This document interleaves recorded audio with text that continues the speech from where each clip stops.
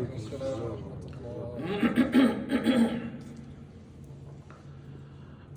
لله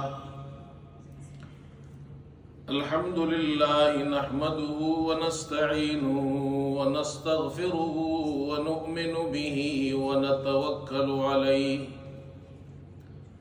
ونعوذ بالله من شرور أنفسنا ومن سيئات أعمالنا من يهده الله فلا مضل له ومن يضلله فلا هادي له ونشهد أن لا إله إلا الله وحده لا شريك له ونشهد أن سيدنا وحبيبنا ومولانا محمدا عبده ورسوله صلى الله تعالى على خير خلقه محمد وآله وأصحابه أجمعين أما بعد فأعوذ بالله من الشيطان الرجيم بسم الله الرحمن الرحيم الله الذي خلقكم من ضعف ثم جعل من بعد ضعف قوة ثم جعل من بعد قوة ضعفا وشيبا يخلق ما يشاء وهو العليم القدير صدق الله مولانا العظيم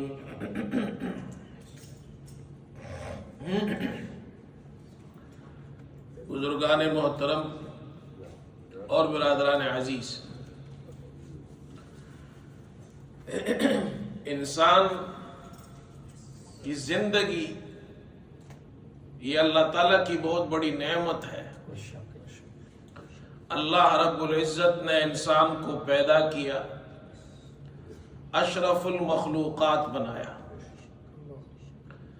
تمام مخلوقات میں اللہ تعالیٰ نے انسان کو جو کرامت اور شرافت عطا کی ہے وہ کسی اور مخلوق کو عطا نہیں کی ہے۔ انسان کی زندگی کے 3 ادوار ہیں، اس کی پوری زندگی 3 ادوار پر مشتمل ہے۔ ایک دور اس کے بچپن کا ہوتا ہے، دوسرا دور اس کی جوانی کا ہوتا ہے، تیسرا دور اس کے بڑھاپے کا ہوتا ہے۔ ان 3 ادوار میں سب سے زیادہ طاقت والا، قوت والا دور دوسرا دور ہے جو اس کی جوانی کا دور ہے۔ لیکن یہ جو جوانی والا دور ہے یہ ہمیشہ نہیں رہتا، نہ یہ اس کی پیدائش کے وقت وہ طاقتور اور توانا اور جوان تھا، نہ وہ بڑھاپے میں اس طرح طاقتور اور جوان ہوتا ہے۔ بچپن اور بڑھاپے کے درمیان جو عمر ہے یہ جوانی کی عمر ہے، اور اللہ تعالیٰ اس دور کو، یہ جو 3 ادوار ہیں، یہ قرآن میں اللہ ہمیں دکھاتے ہیں، بتاتے ہیں۔ کہتے ہیں میں نے تمہیں پیدا کیا، اور کیسے پیدا کیا؟ فرمایا اللہ الذی خلقکم من ضعف ثم جعل من بعد ضعف قوة ثم جعل من بعد قوة ضعفا وشيبا يخلق ما يشاء وهو العليم القدير۔ اللہ وہ ذات ہے جس نے تمہیں ناتوانی کی حالت میں، کمزوری کی حالت میں پیدا کیا۔ اس وقت تم بچے تھے، چھوٹے تھے، نہ تم ہل سکتے تھے، نہ چل سکتے تھے، نہ بول سکتے تھے، تمہارے اندر طاقت نہیں تھی، تم کمزور انسان تھے۔ پھر آہستہ آہستہ آہستہ ثم جعل من بعد ضعف قوة، پھر اللہ نے کمزوری کے بعد تمہیں طاقت عطا کی ہے، تمہیں ایک جوان بنا دیا، ایسا جوان جو سمندروں کو چیر دے، ایسا جوان جو پہاڑوں کو عبور کر لے، ایسا جوان جو دنیا کو فتح کر لے، ایسی طاقت، بھرپور طاقت اس اللہ نے تمہیں عطا کی۔ لیکن یہ جوانی بھی ہمیشہ نہیں رہتی۔ ثم جعل من بعد قوت ضعفا وشیبا، پھر اللہ نے اس طاقت، اس توانائی، اس جوانی کے بعد اللہ نے پھر کمزوری اور بڑھاپا کر دیا، پھر تمہیں بوڑھا کر دیا، کمزور کر دیا، پھر تمہیں نظر نہیں آتا ہے، پھر تمہیں سنائی نہیں دیتا ہے، پھر تم لاٹھی کے سہارے سے چلتے ہو، تمہارے اندر وہ طاقت، وہ قوت، وہ ذوق، وہ انرجی باقی نہیں رہتی ہے، تم کمزور ہو جاتے ہو۔ یہ میرا اللہ ہے جس نے تمہیں یہ 3 دور دیے ہیں زندگی کے۔ یخلق ما یشاء، وہ جو چاہے پیدا کرتا ہے، وہو العلیم، وہ علیم ہے، ہر تصرف کو جانتا ہے، قدیر، اور ہر چیز کے کرنے پر قادر ہے۔ میرے دوستو، یہ جو جوانی کی عمر ہے یہ اللہ کی نعمت ہے۔ اس جوانی میں ایک انسان محنت کرتا ہے اور اپنی زندگی، اپنی توانائی، اپنا وقت صرف کرتا ہے۔ پہلے وہ جاہل ہوتا ہے تو عالم بن جاتا ہے، غریب ہوتا ہے مالدار بن جاتا ہے، کمزور ہوتا ہے طاقتور بن جاتا ہے، ملکوں کو فتح کر لیتا ہے، بادشاہ بن جاتا ہے۔ یہ اس جوانی کے کرشمے ہیں جو ہم دیکھتے ہیں۔ اب یہ جو جوانی اللہ نے عطا کی ہے، اس جوانی کو کیسے گزارنا ہے؟ میری کوشش ہوتی ہے جب یہ ہمارے سٹوڈنٹس، یہ جو طلبہ ہے، یہ جو نوجوان ہیں، ہمارے جوان ہیں، جب ان کی چھٹیاں ہوتی ہے تو میں ان پہ فوکس کرتا ہوں۔ آپ حضرات سے تو پورے سال بات ہوتی ہے، اب ان جوانوں کو، نوجوانوں کو اپنی زندگی کیسے گزارنی ہے؟ یہ اللہ کی بڑی نعمت ہے، لیکن یہ چند سالوں کی زندگی ہے۔ اگر اس زندگی کو بنا لیا، ہمیشہ ہمیشہ کی زندگی بن جائے گی۔ آئے اللہ تعالیٰ نے نوجوانوں کے بارے میں کیا ارشاد فرمایا ہے، اور اللہ کے رسول صلی اللہ علیہ وسلم نے ان نوجوانوں اور جوانوں کے بارے میں جو اپنی زندگی اچھی گزارتے ہیں، اللہ کو راضی کر کے گزارتے ہیں، ان کے لیے کیا کیا انعام ہے۔ حدیث میں آتا ہے، رسول کریم صلی اللہ علیہ وسلم نے ارشاد فرمایا، 7 آدمی قیامت کے دن اللہ کے عرش کے سائے میں ہوں گے۔ 7 یظلهم اللہ فی ظلہ یوم لا ظل الا ظلہ، اس دن اللہ کے عرش کے سائے کے علاوہ کوئی سایہ نہیں ہوگا۔ یہ 7 خوش نصیب قسم کے لوگ اللہ کے عرش کے سائے میں ہوں گے۔ امام عادل، عادل بادشاہ، وشاب نشأ فی عبادت اللہ، وہ جوان، وہ نوجوان جس نے اپنی زندگی اللہ کی عبادت میں گزاری ہوگی، جس کی نشو و نما اللہ کی عبادت میں ہوگی۔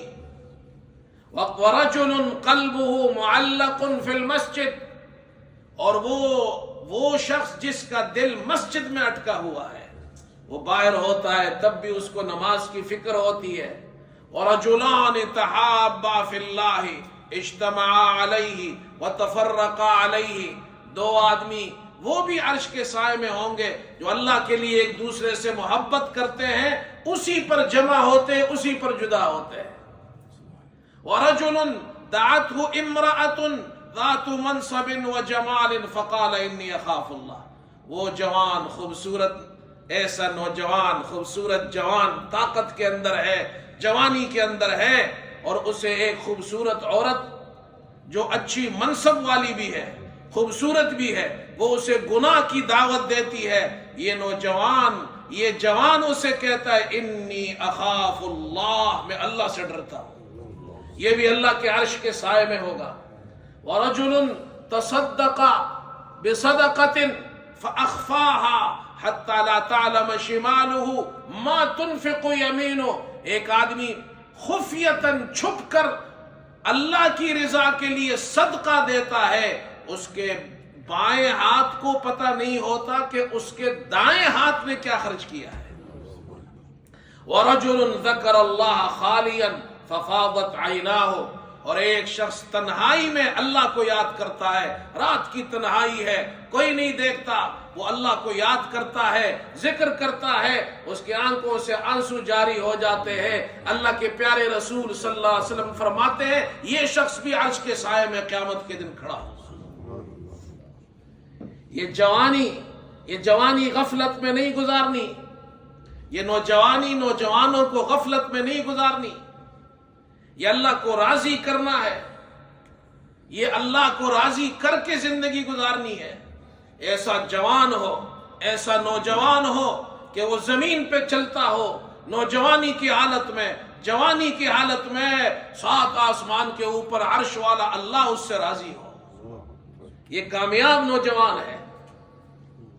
اس کے ماں باپ اس سے خوش ہو، اس کے رشتہ دار اس سے خوش ہو، وہ اپنے معاشرے کے لیے ایک اچھا انسان بنے، وہ کسی کو نقصان نہ پہنچائے. ایسا مسلمان نوجوان ہوتا ہے، ایسا ایک مسلمان جوان ہوتا ہے، وہ غفلت کی زندگی نہیں گزارتا ہے. ورنہ اس جوانی کا حساب دینا ہے، اس زندگی کا حساب دینا ہے. یہ زندگی تم نے کیسے گزاری، یہ جوانی کیسے گزاری. اللہ کے رسول صلی اللہ علیہ وسلم نے ایک حدیث میں ارشاد فرمایا قیامت کے دن ابن آدم کے قدم اس وقت تک نہیں ہلیں گے، وہ چل نہیں سکے گا، اپنی جگہ پر اسی طرح قائم رہے گا، ہل نہیں سکے گا، جب تک کہ 5 سوالوں کا جواب نہ دے. 5 سوال اس سے پوچھے جائیں گے. پہلا سوال یہ ہوگا کہ عن عمرہ فیما افناہ، تم نے اپنی عمر کہاں ضائع کی. وعن شبابہ فیما ابلاہ، تم نے اپنی جوانی کو کہاں پرانا کیا، جوانی کیسے گزاری. اور پھر سوال یہ ہوگا ومالہ من این اکتسب، مال کہاں سے کمایا، سورس آف انکم کیا تھا، حلال تھا یا حرام تھا. اور مال کو فیما انفقہ، کس چیز میں کمانے کے بعد خرچ کیا، صحیح جگہ خرچ کیا یا نشے میں اڑایا، گناہوں میں مال ضائع کیا، شراب پینے میں مال ضائع کیا، نشہ کرنے میں مال ضائع کیا، حرام میں مال ضائع کیا، گناہوں میں مال ضائع کیا. یہ سوال ہوگا، جب تک جواب نہیں دے گا ہل نہیں سکے گا.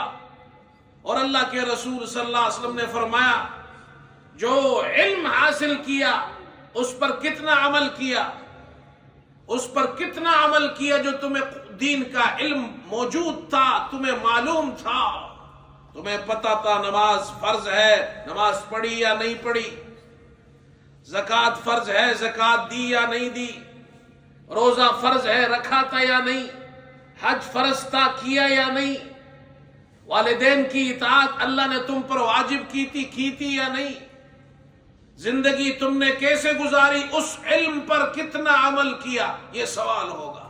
یہ 5 سوالات ہوں گے.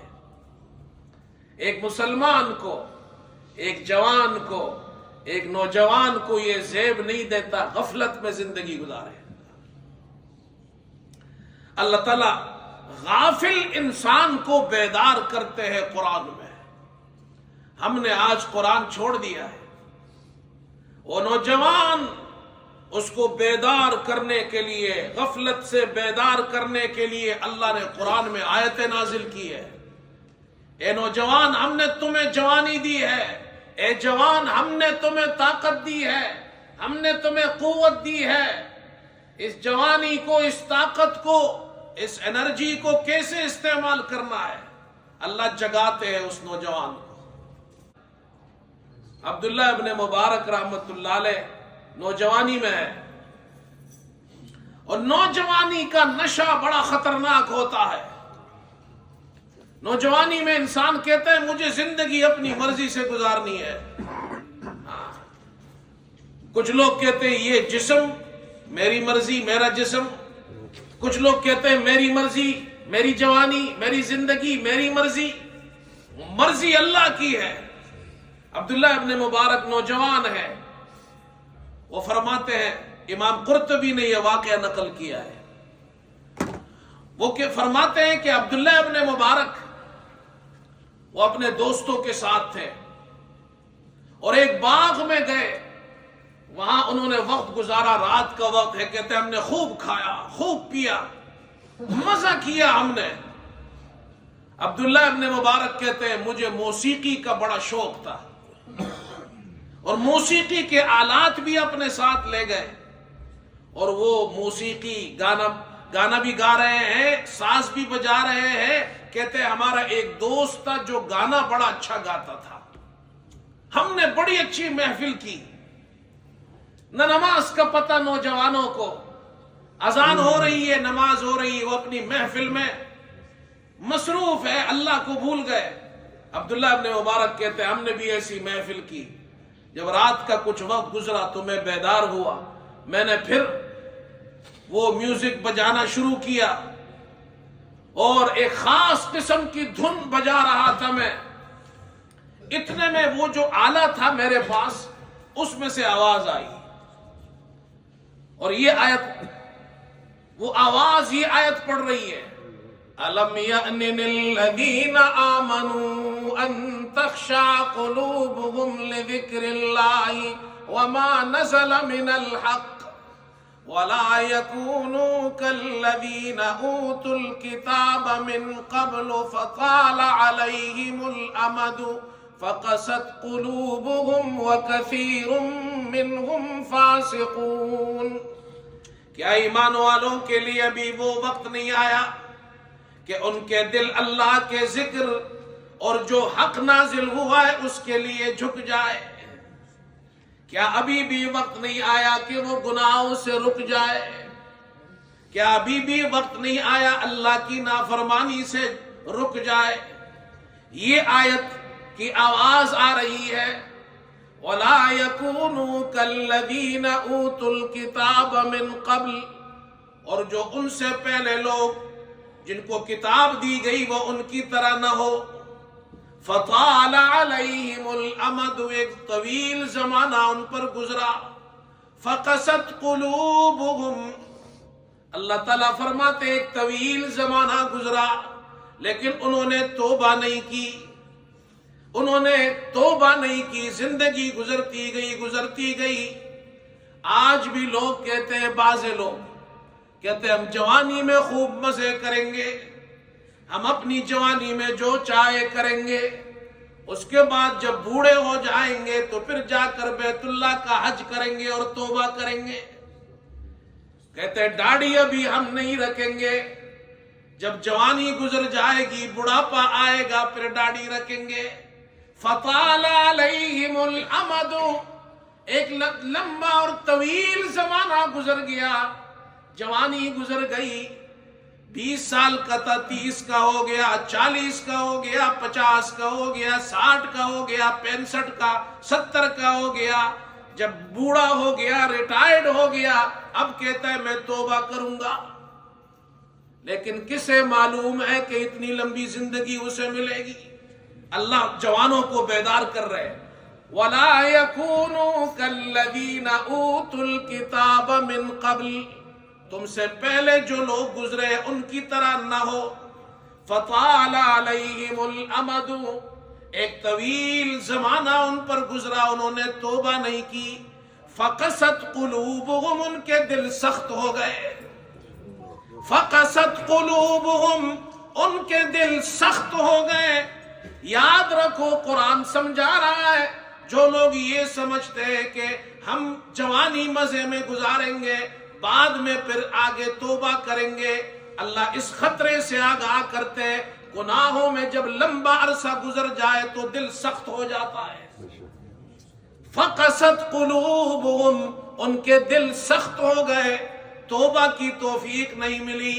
وَكَثِيرٌ مِّنْهُمْ فَاسِقُونَ، ان میں اکثر فاسق تھے. یہ ہمارے نوجوان، ہمارے جوانوں کے لیے اللہ نے خاص طور پر نوجوانوں کو اس میں سمجھنا چاہیے، اللہ ہمیں بیدار کر رہا ہے۔ پھر میرے دوستو، یہ جو ہمارے نوجوان ہیں، جوان ہیں، اللہ کے رسول صلی اللہ علیہ وسلم نے خاص طور پر نوجوانوں کے لیے، جوانوں کے لیے ایک پیغام دیا ہے، ان کا میسج ہے، جوانوں کے لیے میسج ہے۔ وہ میسج کیا ہے؟ میسج کن کا ہے؟ اللہ کے رسول صلی اللہ علیہ وسلم کا میسج ہے۔ اللہ کے رسول صلی اللہ علیہ وسلم کا میسج ہے نوجوانوں کے لیے، جوانوں کے لیے۔ آؤ وہ میسج سنتے ہیں۔ حضرت ابو ہریرہ رضی اللہ عنہ فرماتے ہیں، اللہ کے رسول صلی اللہ علیہ وسلم نے ارشاد فرمایا یا معشر الشباب، یا معشر الشباب، اے نوجوانوں کی جماعت، اے نوجوانوں۔ اللہ کے رسول صلی اللہ علیہ وسلم نے بوڑھوں کو آواز نہیں دی، بچوں کو آواز نہیں دی، آواز دی جوانوں کو، یا معشر الشباب، اے نوجوانوں، میری امت کے نوجوانوں، من استطاع منکم الباءۃ فلیتزوج، جو تم میں شادی کرنے کی طاقت رکھتا ہے وہ شادی کرے۔ شادی کی عمر ہو گئی ہے، تم جوان ہو گئے ہو، تم نے تعلیم حاصل کر لی، یونیورسٹی سے بھی ڈگری مل گئی ہے، اب تم جوانی کی حالت میں ہو، شادی کر سکتے ہو، شادی کو ڈیلے مت کرو۔ من استطاع منکم الباءۃ فلیتزوج، شادی کرو۔ نوجوانوں کو اللہ کے رسول صلی اللہ علیہ وسلم کا پیغام ہے۔ کیوں؟ شادی کرنے کا کیا فائدہ ہے؟ فَإِنَّهُ أَغَضُّ لِلْبَصَرِ، اس شادی کا پہلا فائدہ یہ ہے، یہ شادی تمہاری نظروں کو جھکا دینے والی ہے۔ اغض، سب سے زیادہ جھکا دینے والی، للبصر، تمہاری آنکھوں کو۔ یہ جو تمہاری آنکھوں کا گناہ ہے، اس گناہوں کو جھکا دینے والی وہ شادی ہے۔ شادی کرے گا نہ محرم کو، پھر ان کو نہیں دیکھے گا۔ اللہ نے شادی دی تمہیں، تمہاری شادی کرائی، بیوی دی ہے، پھر بھی آنکھ غلط استعمال کرتے ہو۔ وَأَحْسَنُ لِلْفَرْجِ، تمہاری شرمگاہ کی حفاظت کرنے والی چیز شادی ہے۔ شرمگاہ بھی غلط استعمال نہیں کرے گا، زنا سے بچے گا، آنکھوں کے گناہ سے بچے گا۔ اس لیے اللہ کے رسول صلی اللہ علیہ وسلم نوجوانوں کو، جوانوں کو فرما رہے بھائی تمہاری شادی کی عمر ہو گئی ہے،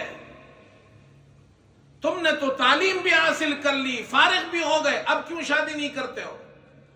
یہ بھائی ہمارے کتنے جوان ایسے ہیں، 25 سال عمر، 30 سال عمر، 32 سال عمر، 35 سال عمر، شادی نہیں کرتے۔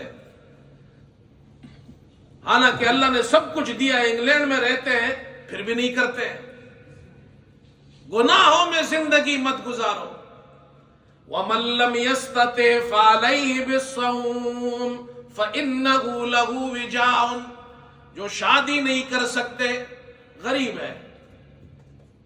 یہاں تو ایسا کوئی بھی نہیں ہے، لیکن ایسے ملک میں رہتا ہے، غریب ہے، اس کے پاس کچھ بھی نہیں ہے، شادی نہیں کر سکتا ہے۔ جوانی اللہ کی بڑی نعمت ہے، لیکن یہ جوانی اگر اللہ کا خوف نہ ہو سرکش گھوڑے کی طرح ہے، قابو کرنا مشکل ہے۔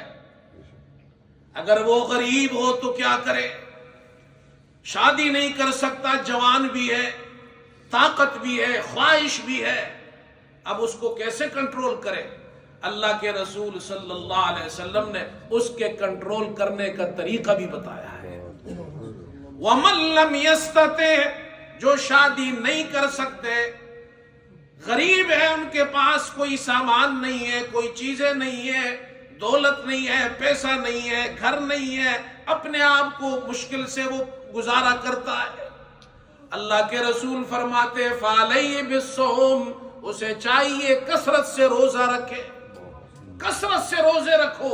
فَإِنَّهُ لَهُ وِجَاءٌ، اے نوجوانوں اللہ کے رسول فرماتے ہیں اگر شادی نہیں کر سکتے ہو، اسباب تمہارے پاس نہیں ہے، کثرت سے روزے رکھو، کثرت سے روزے رکھو، اس لیے کہ روزہ تمہاری اس جوانی کی خواہش کو توڑ دیتا ہے۔ اور جو شادی کر سکتے ہیں وہ شادی کریں، جب عمر ہو گئی شادی کی تو اب کر لو بھائی۔ یہ آج ہمارے یہاں شادی کی ایک تقریب ہے، نکاح ہے مسجد میں جمعے کے بعد، اس لیے میں نوجوانوں سے پھر شادی پہ چلا گیا۔ اور یہ اچھی بات ہے کہ مسجد میں نکاح کریں اور جمعے کے دن نکاح کریں، سب غسل کر کے آئے ہیں، پاک صاف ہو کر آئے ہیں، خوشبو لگا کر آئے ہیں، جمعے کے مبارک دن میں خطبہ سنا، نماز پڑھی، اسی حالت میں بیٹھ کر نکاح ہوگا، انشاءاللہ آگے زندگی میں اللہ رحمتیں بھی عطا کرے گا۔ لیکن یہ زندگی کیسے گزارے بھائی؟ یہ جن بچوں کی شادیاں ہو رہی ہے یہ ان کے لیے بھی ہے، جن کی ہو گئی ہے ان کے لیے بھی ہے۔ ہمیں اپنی شادیاں کیسے کرنی ہے؟ آج ہم نے شادیاں بہت مشکل کر دی ہے، ہم نے شادیوں میں ایسے رسم و رواج داخل کر دیے ہیں، شادی کرنا انگلینڈ میں بھی مشکل ہو گیا ہے۔ حالانکہ شادی، ہمارے بزرگ کہتے ہیں شادی کے لفظ شین سے 3 نقطے ہٹا دو تو شادی آسان ہو جائے گی، شادی ہو جائے گی سادی، شادی ہو جائے گی سادی، یہ 3 نقطے اٹھا دو، شادی سادی، سادی ہو گئی تو آسان ہو گئی، ورنہ بہت مشکل ہے۔ تو انگلینڈ کے اندر بھی، یورپ میں بھی لوگ اب شادیاں کرتے ہیں، اس پہ بھی ہزاروں پاؤنڈ خرچ ہوتے ہیں، تو شادی ہم نے مشکل کر دی۔ آؤ میں تمہیں بتاتا ہوں، اللہ کے رسول صلی اللہ علیہ وسلم کی بیٹی حضرت فاطمہ رضی اللہ تعالی عنہ اور حضرت علی رضی اللہ عنہ کی شادی کیسے ہوئی۔ حضرت علی رضی اللہ عنہ، ان کے پاس بھی کچھ نہیں تھا، نکاح کا پیغام بھیجا، اللہ کے رسول صلی اللہ علیہ وسلم نے قبول فرمایا، بیٹی ان کو دے دی، اور پھر انہوں نے ان سے کہا تمہارے پاس کیا ہے؟ کہا اللہ کے رسول میرے پاس تو کچھ بھی نہیں۔ کہا وہ جو تمہاری ڈھال ہے، وہ ڈھال کو فروخت کیا، 480 درہم بنے، شادی ہو گئی۔ اللہ کے رسول صلی اللہ علیہ وسلم نے اپنی بیٹی کو، کون سی بیٹی؟ حضرت فاطمہ، اللہ اکبر، سیدۃ النساء اہل الجنہ، جنت کی عورتوں کی سردار ہے۔ شادی کیسے ہو رہی ہے؟ سادی ہو رہی ہے۔ رخصتی ہوئی، اللہ کے رسول صلی اللہ علیہ وسلم نے کچھ چیزیں ان کو دے دی۔ کیا چیز دی؟ ایک گدا دیا جو چمڑے کا تھا، اور ایک تکیہ دیا، اور ایک پانی کے لیے گڑا دیا، اور 2 چکیاں دی، 2 مٹی کے برتن پیالے دیے، ایک چادر ان کو دی۔ امام الانبیاء صلی اللہ علیہ وسلم کی بیٹی اس طرح رخصت ہو رہی ہے۔ اور آج ہم لوگوں نے شادی میں اتنے اضافے کر دیے، اتنی چیزیں داخل کر دی ہے کہ اب شادی ہم نے مشکل بنا دی ہے۔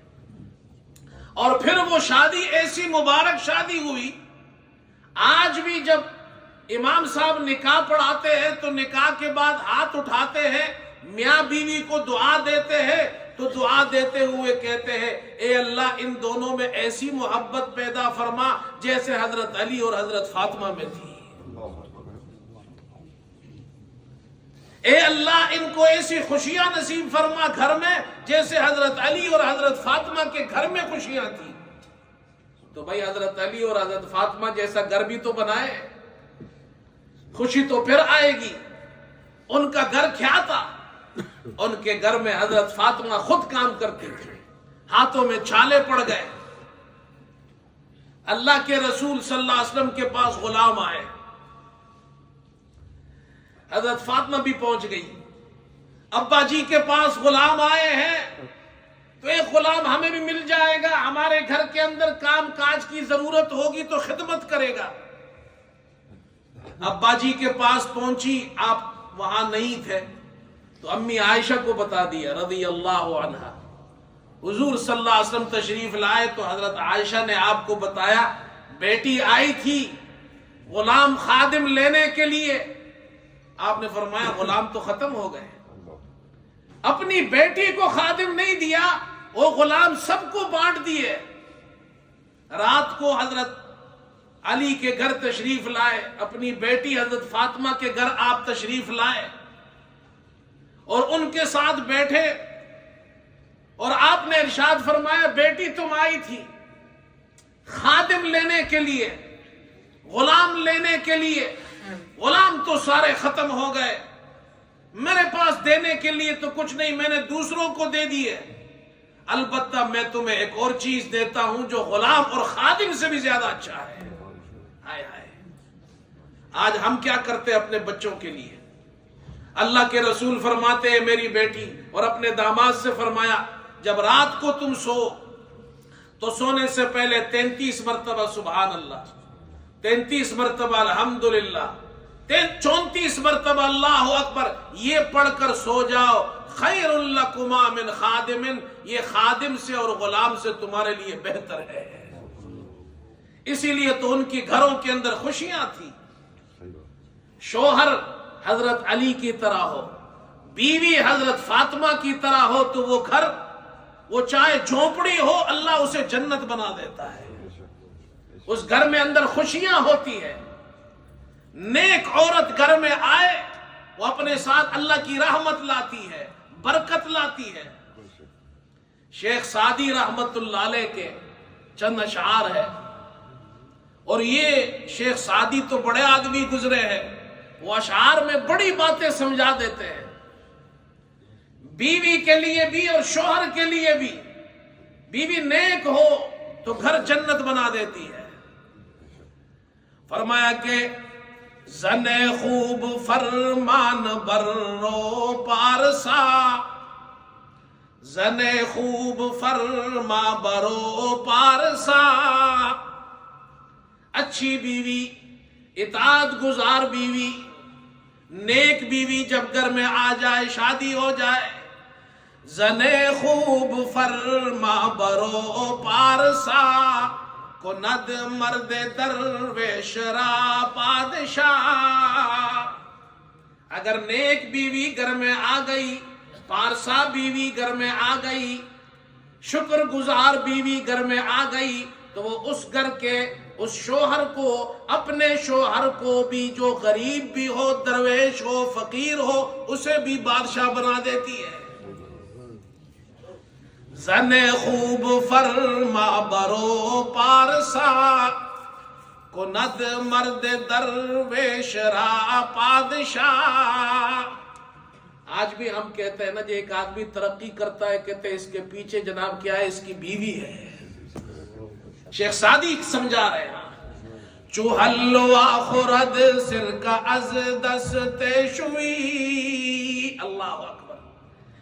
چوہل خورد سرکا از دست شوی، نحل خورد سرکا اندو داروی. نیک بیوی، نیک اور اطاعت گزار فرما بردار بیوی، اللہ سے ڈرنے والی شکر گزار بیوی، وہ ایسی بیوی ہوتی ہے اگر شوہر غریب ہے، شوہر اسے اگر سرکہ کھلائے، سرکہ جانتے ہیں وینیگر، اگر سرکہ بھی کھلائے تو وہ بیوی اس کو حلوہ سمجھ کر کھاتی ہے. وہ اپنے شوہر کے ساتھ اچھی زندگی روکی سوکی کا کر گزار لیتی ہے. جو حلوہ خورد سرکہ از دست شوی، اور نہ حلوہ خورد سرکہ اندو داروی. اور غصے والی بیوی، ناشکری بیوی جو ہر وقت شوہر کے ساتھ لڑتی ہے، ایسی بیوی کو اگر شوہر حلوہ بھی کھلائے تو وہ خوش نہیں ہوتی۔ شیخ سعدی پھر سمجھاتے آگے، شوہروں کو بھی سمجھاتے ہیں شوہر کیسے ہونے چاہیے۔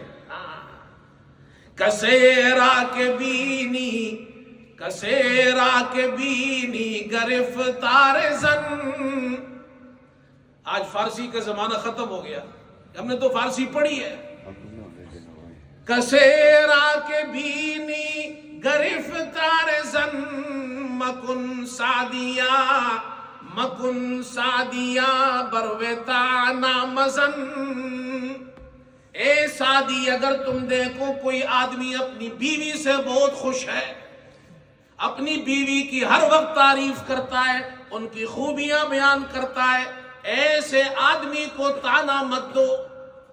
او کہتے یہ تو اپنی بیوی کا غلام ہے، بیوی اچھی ہے، بیوی نیک ہے، شکر گزار ہے، وہ اپنی بیوی سے خوش ہے۔ ہمارے یہاں لوگ بھی عجیب ہے، جو بیوی سے لڑتا ہو تو کہتے یہ جناب ہر وقت لڑتا رہتا ہے، اور جو بیوی سے خوش ہو تعریف کرے کہتے بیوی کا غلام ہے، کسی حالت میں نہیں چھوڑتے۔ شیخ سعدی کہتے ہیں بیوی نیک ہو اس کی تعریف کرو۔ کسیرا کے بینی گرفتار زن، مکن سعدیا تانا بروے مزن۔ کیوں؟ اس لیے کہ تو ہم جور بینی، تو ہم جور بینی و بارش کشی، تو ہم جور بینی و بارش کشی، اگر یک سحر در کنارش کشی۔ اگر تیری بھی ایسی نیک بیوی ہوتی اور تو ایک دن اس کے ساتھ گزارتا تو تو بھی اس کی تعریف کرتا۔ اللہ نیک بیویاں دے ہمیں، ہمارے جو بچے ہیں، اور بیویوں کو اللہ اچھے شوہر دے، شوہروں کو اللہ اچھی بیویاں دے، اللہ تعالیٰ ان کو خوشیاں دے۔ جن کی شادی ہو رہی ہے اللہ ان کو خوشیاں دے، جن بچوں کی بچیوں کی نہیں ہوئی اللہ ان کو اچھے رشتے عطا فرمائے۔ وآخر دعوانا الحمدللہ رب العالمین۔